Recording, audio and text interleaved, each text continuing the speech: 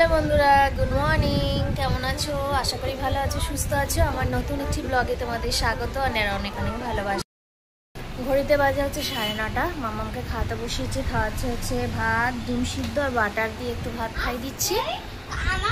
আর কালকে অনেকেই জানো যে কালকে বার্থডেতে গেছিলাম ওর কাকায়ের।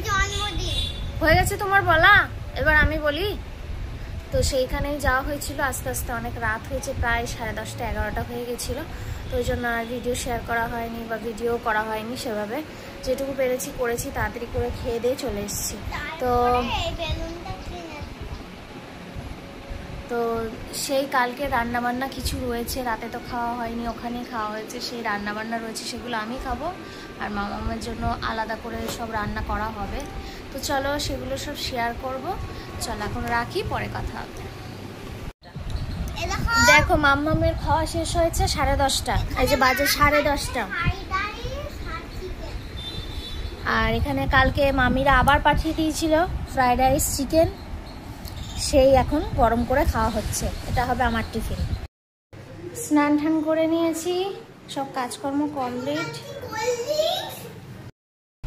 রান্নাবান্না তো বললাম সেরকম কিছু করার নেই। তো চলো কি করেছি সেইগুলোই দেখাই। মামামের জন্য আলাদা ভাত করলাম গরম, এটা কালকের আমার ভাত। একটু ইলিশ মাছ ভাজলাম, মামামও ভালোবাসে ডিম সমেত ইলিশ মাছ ভাজা। আর আমার হচ্ছে লাউ দিয়ে ডাল, এটা কালকেকার করা ছিল সেটাকে গরম করলাম।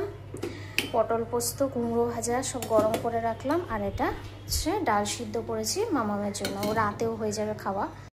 দিনের বেলা আর বেশি কিছু করলাম না, মাছ ভাজা ডাল দিয়েও খেয়ে নেবে। আর বাকি বাসি যেগুলো আছে সেগুলো আমি খেয়ে আগে শেষ করব, তারপরে আবার ভালো করে রান্না হবে। আর রাতে আর ডবল করে রান্না কিছু করব না। দাদাভাইকে বলবো রুটি আর একটু তরকারি বা কিছু নিয়ে আসতে, তারপর কালকে আবার দেখা যাবে। তো চলো এখন একটু বসি, 12টা তো বাজে, একটু পর খেতে বসবো।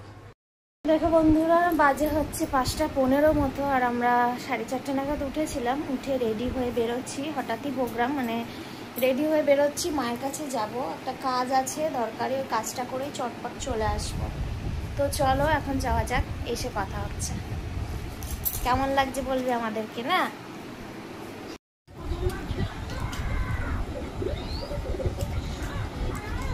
সন্ধ্যের পর থেকে তো তোমাদের সঙ্গে কিছু শেয়ারই করা হয়নি। মায়ের ওখান থেকে চলে এসেছিলাম প্রায় 7:30 মতো। ওই টাইমে 7:30 সময় এসে মাম্মামকে আবার ওই তরকারি গরম করলাম। তরকারি বলতে ডাল তো করা ছিল, গরম করলাম, ডিমের অমলেট করলাম। আর তোমাদের দাদাভাই খাবার নিয়ে এসে রুটি আর চানা, ওটাই খাওয়া হবে রাতে। আর বিছনাপত্র সব গুছিয়ে গেছে, একটু বসেছিলাম, ফোন কথা বলছিলাম একটু। তো এখন বেজে গেছে প্রায় 9:50 মতো, খেতে বসবো এবার। তো চলো আজকের মতো টাটা, ভালো থেকো, গুড নাইট।